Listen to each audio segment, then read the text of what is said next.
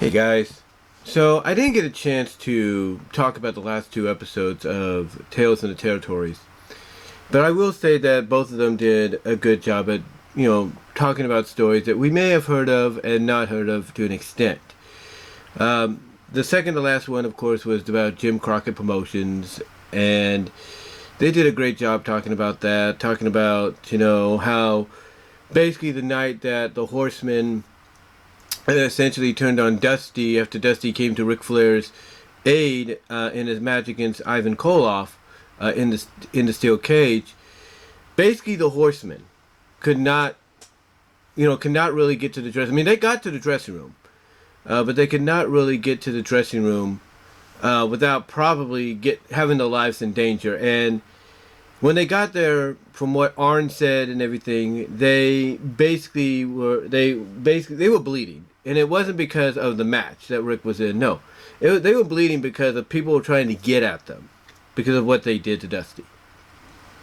So it is just one of those moments to where at that time, in the Carolinas and other regional places for Crockett Promotions, fans, basically, not only did they believe it was real, but if you heard one of the beloved heroes, like Dusty Rhodes, they were going to be out for blood, and they were. There's no getting around that. There's no getting around that.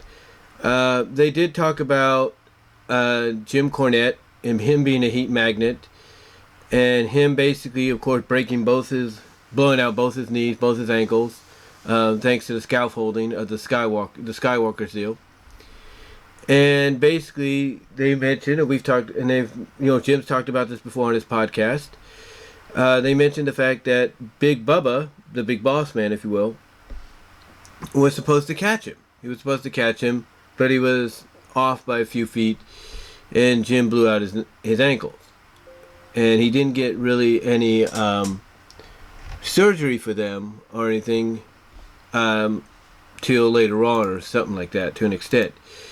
But yeah, Jim was a heat magnet.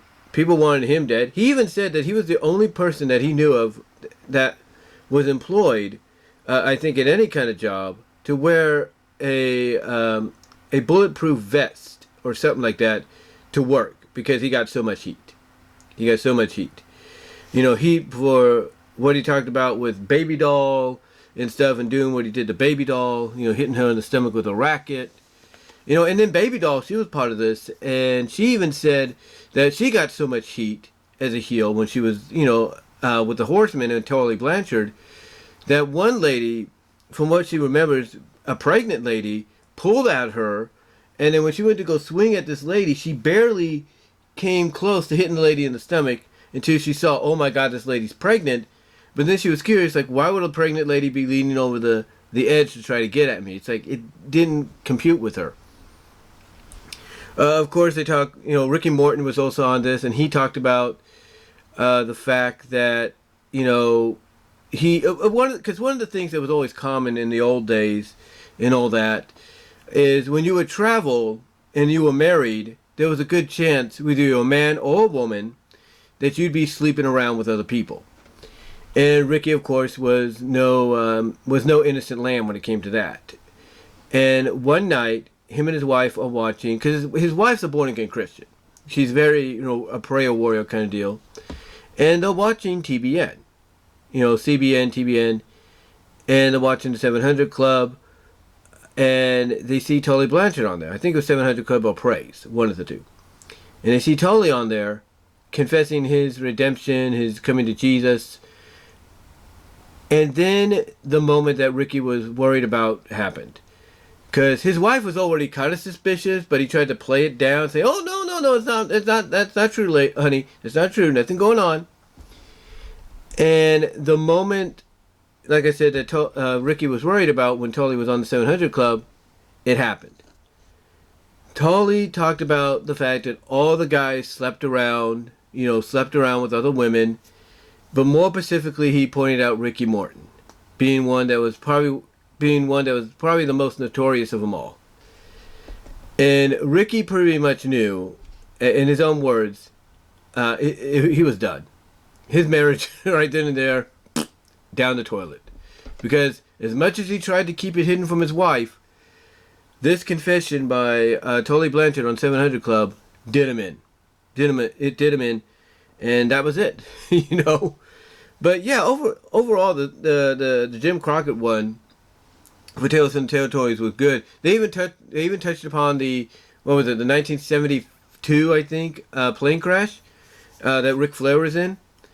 And basically, they talked about that two of the wrestlers, one of them being Johnny Valentine, broke their back, could never wrestle again. And they talked about how Tim Woods, Mr. Wrestling, was on that plane too. And again, one common theme about all these episodes of Tales from the Territories is that all the promoters, most of the promoters, always wanted to make sure that the good guys were never seen with the bad guys. The faces were never seen with the heels. And Mr. Wrestling was on this plane with Ric Flair, with Johnny Valentine, who he was in a feud with, and such. Basically all these heels. And, you know, he also got injured and everything, but he could not make it be too suspicious that he was a part of this. So he changed his name up a little bit to his real name. And then he decided, okay, how do I get out of this? How do I prove that I wasn't part of this? And what he does is he's in the hospital. He has an injury. He has like a broken back. Well, I don't know if his back's broken, but he's has a couple of like injuries that are from the plane crash, like ribs and stuff. And he decides to check himself out. Now, I think this was at a time where you could check yourself out, not a problem if you felt okay, even if you still had injuries. But nowadays, I think it's a little bit more different. But he checked himself out. Went to the arena, basically donned his Mr. Wrestling mask and tights, and went out there. He went out there to compete just to keep kayfabe alive and show, look, I'm wrestling, I'm competing, I'm winning. You know, how was I part of that? Plane crash, I wasn't. So, yeah, they touched upon that and how, you know, he basically essentially saved, you know, not just the Crockett promotions, but pro wrestling in general by pulling that out, by pulling that off, if you will. And yeah, that was really about it. Again, they talked about Nikita Koloff. Whose real name is Sam Simpson or Sam Sampson or something like that. And he's from Minnesota, and he tried to keep kayfabe with, you know, being a Russian, being Nikita Koloff. And one day, Arn Anderson, according to what he said, was in a locker room. Nikita's trying to keep, you know, kayfabe, and Arn just goes up to him and says, "Nikita, we know you could talk English. You could drop it." You know, basically saying, "Hey, we know you're from Minnesota. We know you're American. Drop the accent. We know you can speak English." But yeah, they talked to Nikita, and Nikita even revealed that he was in the running. Well, at least he was auditioning to be in the running to be Drago. Yeah, to be Drago in Rocky IV. And he basically nailed everything perfectly, but the only problem is when they did the shot that we see that's infamous, you know, with the movie where it's Drago here and Stallone here. What happened is that Nikita did his part, and when he got face to face with Stallone, according to what Nikita was told by the producers, by the producers and everything that were trying him out, he basically blocked Stallone out. Basically, he was like the sun blocking out the moon. He basically eclipsed Stallone. So even though Nikita got all his lines correct and he did a fantastic job, what cost him was the fact that you couldn't see Stallone. He basically outshined him in stature, if you will. But yeah, overall the Crockett one was pretty good. And then, of course, the season finale one was about Mid-South, a.k.a. UWF. And it was interesting. There's no doubt. They had Jim Ross. They had Jim Ross. They had Michael P.S. Hayes, which was a surprise. They had... who else did they have? They had Ted DiBiase. They had Jake Roberts. Yeah, they had a good lineup here. And... basically, JR was kind of like the moderator here because he was mostly closely associated with Bill Watson, any of them. But The episode was a good. I thought it was a good conclusion to the season. I thought the stories they told were really good. They talked about Michael Hayes talked about the time in story where they blinded Junkyard Dog, because Junkyard Dog was a Bill Watts. One thing about Bill Watts is he never was afraid to take a chance on other ethics, if you will, other other ethics, other races, at the top. And his most prominent, example of that was with the African Americans, with with the black people. I mean, we saw that when he gave the WCW title to Ron Simmons, having him beat Vader. So he was very high on being like, hey, I'm going to give everybody a chance, no matter what the race. And JYD was one of those guys that he gave a chance to. And JYD was involved in an angle where he and his tag team partner took on, I think it was Hayes and Gordy, and the Freebirds. And the Freebirds won the match. The stipulation was whoever lost would get their head, would basically get doused with this magical shaving cream that would cause their hair to fall out. Well, what happened is that JYD went to go save his partner. I think his name was Buck or something like that. And instead, Michael turned around and basically hit JYD right in the eyes with the solution and blinded him temporarily. And JYD sold this so well, in and out of the ring, that he would go, when he was at home, he would shut the blinds so nobody would see that, hey, he's not really blind. So he would shut them so he could keep kayfabe. And this was at a time when his wife was expecting their daughter. I think it was his daughter, the one that actually passed away years after the Hall of Fame where he was inducted, I think in 2004. She actually passed away years later, I think. I think she did, I'm not really sure. But anyway, he's basically blinded and everything, and he's on television showing off his new daughter, and his wife, because they wanted to play it up to be legit, had to point him over to another direction and say, she's right here, honey. And this was culminating to a big steel cage match at the Superdome, where it would be a blinded JYD against Michael Hayes. And the moment where JYD took off the eye protection off his eyes to show Michael, hey, I could see again, I see you, the whole place popped. So, yeah, JYD was super over in the Carolinas, super over. Well, not Carolinas, but in the Mid-South, super over.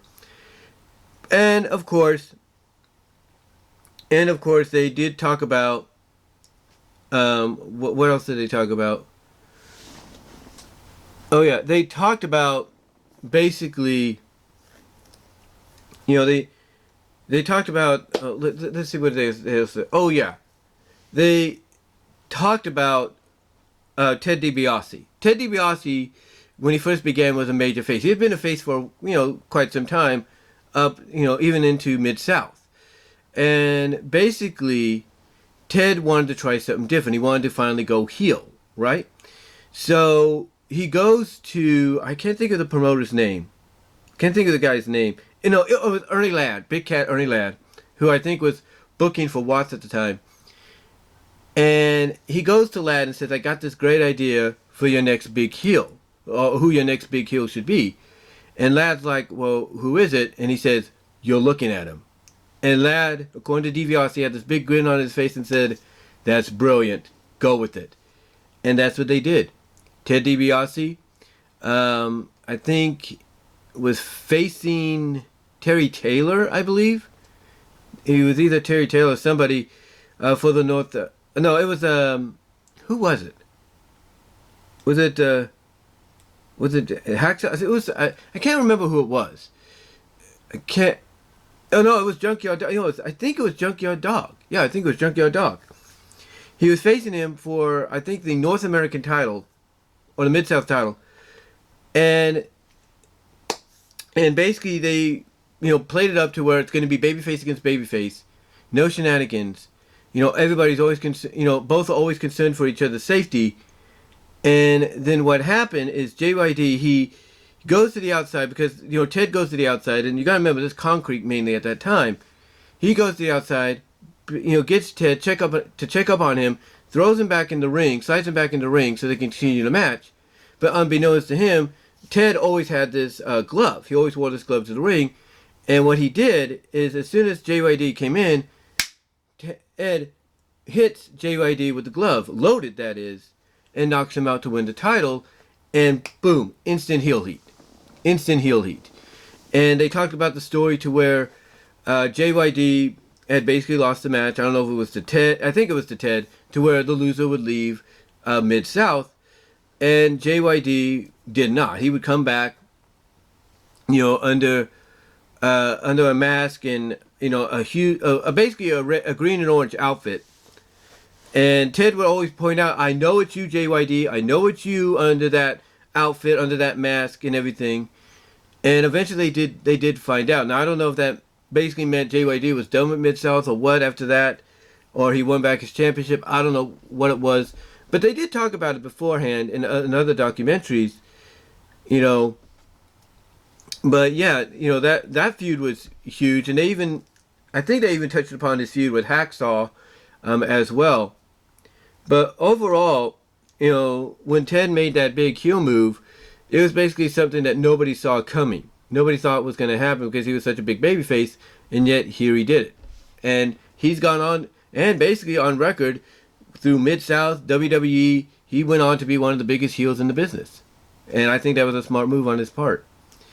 They talked about how Bill Watts would want, his men and women to keep kayfabe in and out of the ring.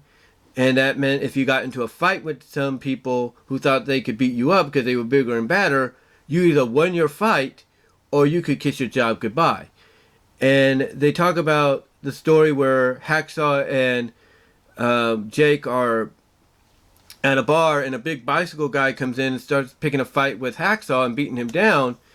And Hacksaw is already drunk. He's buzzed and everything. But he's trying to fight back. He's trying to fight back against this guy. And, Jake's trying to help him out by saying 12 o'clock to whatever. And finally, Hacksaw gets an opportunity. I think the guy starts biting on his finger. And I think that's enough for Hacksaw to be like, I got you now, you mother blanker. And then, boom, one shot, knocked the guy down. And he starts beating him down. Cops show up. Jake has to get him out of there. He's already ordered 2 drinks. And Hacksaw, he's banging on the door out of the bar saying, you owe me, you owe me. He owes me. And Jake has to be like, enough, we're done. And then all of a sudden you hear the sirens, and Hacksaw's like, oh yeah, let's get out of here. And Jake gives him another drink, gives him the other drink he got, and Hacksaw puts his thumb, which is bleeding, which is bit on, in there to cool it down.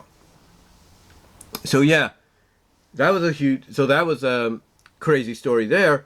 And then they talk about Leroy McGurk, who was Mike McGurk's father. Mike McGurk was a ring announcer in the late 80s, early 90s for WWE. She was somebody that basically both Bobby Heenan and Harvey Whippleman would pick on whenever she was on screen or whenever she would do some announcing. And they talked about how Leroy was working for Watts. He was kind of like, I guess, a booker or some kind of co-partner or something like that. And JR would always drive Leroy around because Leroy was blind. Leroy used to wrestle. He was a former junior heavyweight champion for the NWA. But then he got in an accident, and basically his only good eye, got taken out. Had lots of shards of glass go in it when he went through the window of a car accident. And basically, because the shards went into his other good eye, he became blinded permanently. He had one blind eye, now he had 2. So what happened is that JR would drive him around to make sure he got to the towns, to the arenas, the venues. And Leroy, like I said, had one little rule. Well, it was a big rule, not little. And that is no wrestler should date his daughter. And that would be Mike McGurk, whose real name is Michelle McGurk. But he wanted a boy, so she was named Mike, but the real name's Michelle. So anyway, he had that one rule, you don't date his daughter. Well, guess what? Ted DiBiase decides to break that rule unbeknownst to him and date Mike. He started to date her. So Leroy, one day when JR goes to pick him up, JR's putting his stuff in the car, and Leroy tells him, take a look in one of the bags. So JR looks, and he sees a gun. He sees I can't think of the name of it right now, but he sees a gun. And Leroy, he gives it to Lee, and he's like, what's this? And Leroy's like, we, not I, but we are going to kill Ted DiBiase. Because he found out that Ted is dating his daughter, or at least he's getting word that that's, potentially happening. So he basically wants to make an example out of DiBiase. So what happens is JR says that during one of those stops, because there's other things that happen too, like the ashes from the cigar going on the midsection of Leroy's pants and burning his, balls and everything, to where JR has to finally put it out. But then they get to and they didn't talk about that in the episode, but they did talk about this, where JR, one of the stops he makes is at a gas station. He goes out, and Leroy's already drunk. He's already drunk a little bit when JR is picking him up and everything, and all that, or at least getting there. And when he gets to this gas station, he goes to this payphone, calls up Bill Watts, and says, "I got a situation on my hands here." And Bill's like, "What?" And he tells him that Leroy wants to kill Ted DiBiase because he's dating Mike. So Bill's like, "Hey, don't worry about it. I'll take care of it. You bring Leroy to me." Because Leroy's plan was this: Ted would bring him to the hotel. He'd be in one of the main halls, the main rooms, as you enter the hotel, something like that.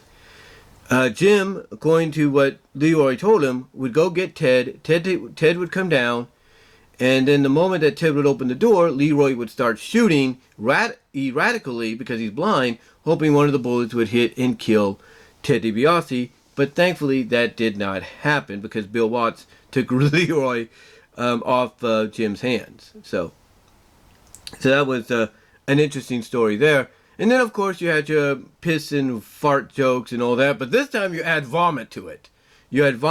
Because one thing that the Freebirds, they were kind of like, I guess you could say, the early version of DX. One of them always had to be a prankster. And that one was Buddy Roberts, because he was a veteran. And the Freebirds consisted of basically early 20s, late teens, Terry Gordy and Michael Hayes. So Buddy, I guess, was put in there to help them give veteran advice. And Buddy was partners with Jerry Brown in the original Hollywood Blondes. And Jerry Brown had his own issues with Bill, because I guess he felt that they as a tag team and him specifically, should be paid more. So it got to a point between Brown and Watts to where Brown would always be like outside of Watts' home, and nobody knew why, but he was at that point where he was so unpredictable, even outside of the ring, you didn't know what he was going to do. And then one day he starts firing shots with a gun at Bill's house, almost, according to JR, almost hitting Bill's daughter. And so Bill basically goes in, gets his rifle, goes outside, confronts Brown, and puts the rifle right in his mouth, saying, "You get the F out of here. I don't want to see you here again." And Brown never messed with him, according to what JR said. Now, Brown had been issued warnings by police to, not do that, not, park down the property and just basically sit there and look. He's been told multiple times to get off. But this time he was like, "Screw it, I'm going to take this guy out," for some odd reason, because he wasn't all right in the head. Anyway, his partner, though, Buddy Roberts, got hooked up with the Freebirds as sort of like the veteran. And he was a bit of a prankster. So one day, I guess what happened is, they go off to the side of the road to pee, because when you're going on long trips and you're drinking, whether it's beer, whether it's soda, whatever, it's going to get to you and you need to pee. So you go off to the side of the road and you pee if you're a guy. So basically, what happens is that Buddy Roberts is, nearly is done with one beer bottle. He's basically done drinking one beer bottle. So he decides he's going to play a prank on Terry, and he pees. He kind of basically pees into the bottle. Like, he puts it up to him while they're driving. He's in the back seat, and he pees a little bit into the bottle. He hands it to Terry and says, "Terry, can you chuck this for me?" Gets it out of the window. And Terry's looking at it, thinking it's beer, saying, "I'm not going to chuck it. I'm going to drink it. I'm going to finish it." And the moment he does, that's when he tastes the fact that it's not beer, it's pee. And he spits it out all over the window. So Terry's like, "I'm going to come up with an idea to get back at this guy." So one day, Buddy decides to ride with Bill Watts on his plane to the next avenue. Terry, Michael, and the other guy that was with them decide, okay, we're going to drive instead, because Terry realizes, hey, this is an opportunity to get back at this guy. So he takes, and Buddy, unsuspectedly, not knowing what's going to happen, leaves his bag with them. So Terry decides he's going to pee in the bag, he's going to shit in the bag, he's going to put rotten eggs in the bag, and all that. And then to top it all off, Michael even said it's like God was in on the prank. They approach what looks like to be, according to the dramatization, a freshly ran over dead possum and put it in there. And as soon as they entered the arena, Jake actually had to interrupt Michael for a moment. And Jake said, what happened was when, they came into the locker room, Jake, according to what he said, could see flies swarming around there, around the bag. And then the moment after they walked away, that's when the funk got right to Jake. And Jake was like, whoa. And then everybody else, the moment Buddy Roberts opened the bag, everybody else was chucking. Everybody else was throwing up. They were regurgitating. But crazy enough, Buddy Roberts didn't sell it. You mean, obviously he knew he was getting pranked. He was getting pranked at by Terry and the guys. But he didn't sell it. He basically took the jacket, put on the shorts, put on the boots. He didn't sell it. But boy, according to the dramatization and what they were telling, everybody else in the audience sold it. Even one guy, I don't know why they added this in there, threw up, who was in the front row, threw up because of the smell. It was that bad. But overall, besides that, it was a good finale. I mean, they did touch upon the fact that just like some of the promotions that were talked about before, it was known for its blood, probably more so than anybody else. But besides that, it was overall a good show. It was overall a good episode and a good finale to Tales from the Territories, and I hope they come back with more. I hope they come back with another season, and along with a season for Dark Side of the Ring, because these are great shows. Let's not deny, these are some great shows that if you've not seen them yet, you have to check them out. They are on Vice's On Demand channel, so check them out. But let me know what your thoughts are, guys. How do you feel about Tales from the Territories? What were your thoughts of it overall? Comment below, live chat during the premiere, like the video, and until then, I'll talk to y'all later.